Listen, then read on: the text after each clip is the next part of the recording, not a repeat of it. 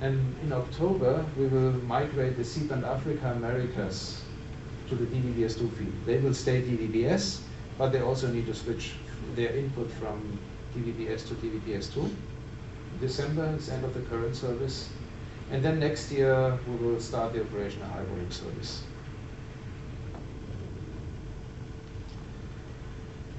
Now a little picture about the what slide 7010 with a big crossover.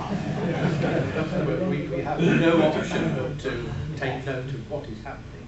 And I'm not very technically skilled myself.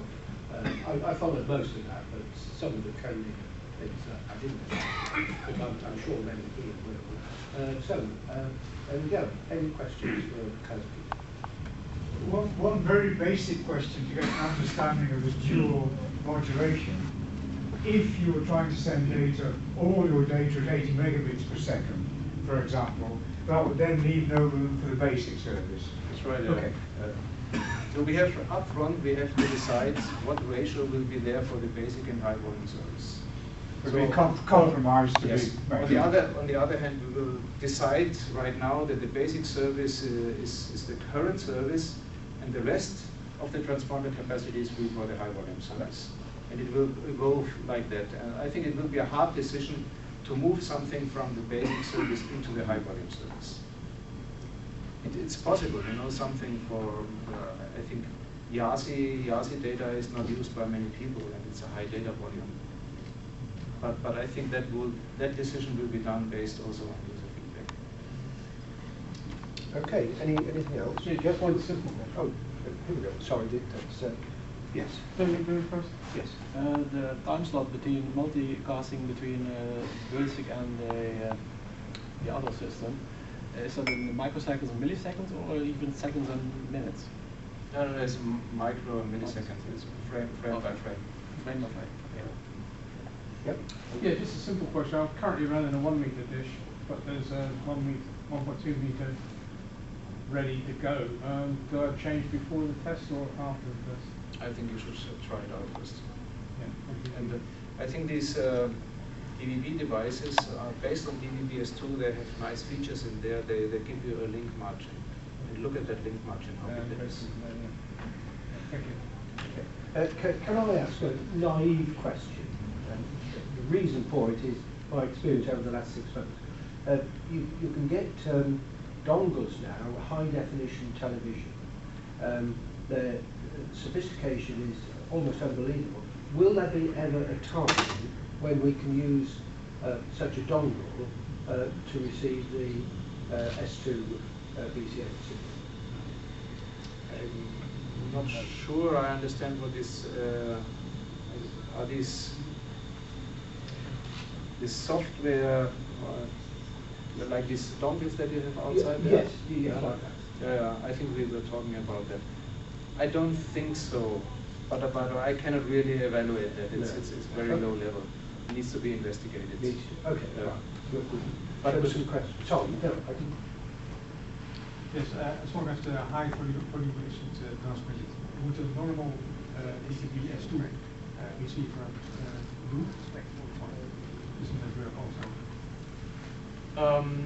As long, okay, on the first transponder we will have this basic and high volume service.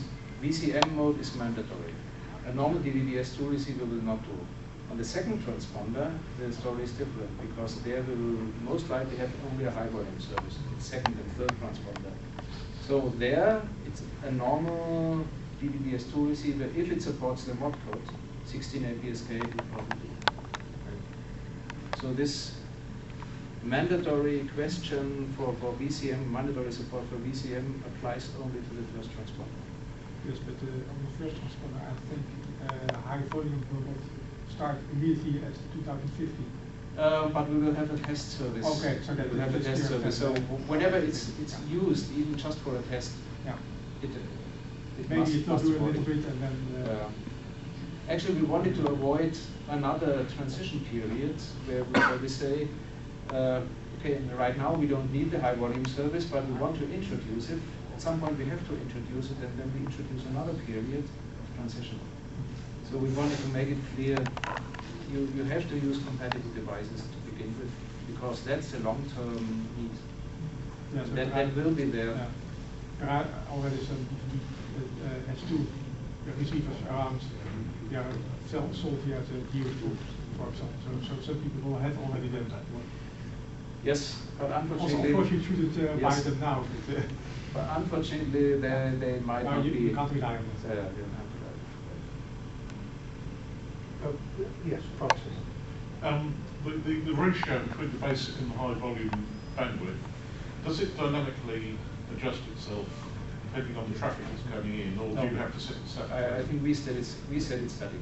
There are two modes: this VCM, variable protein modulation, where it's set static, but it may change over time. You know, we might decide every month or so to adjust it, but it's set static.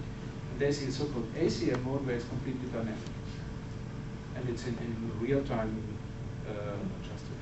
But I think on the reception side, it doesn't make any difference because the receivers have to basically follow it as it comes along. Okay, last one. A very quick one. When will the selection of pilot users be made?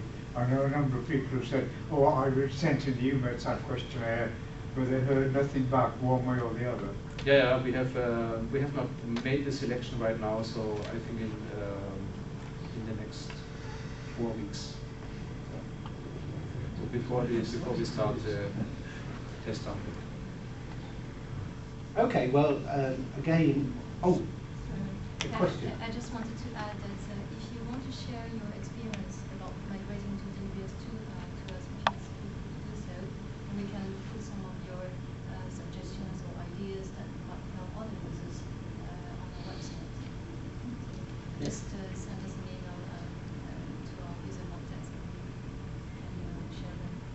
Okay, thank you. Yes. Okay, well, just once again, thank you for your report.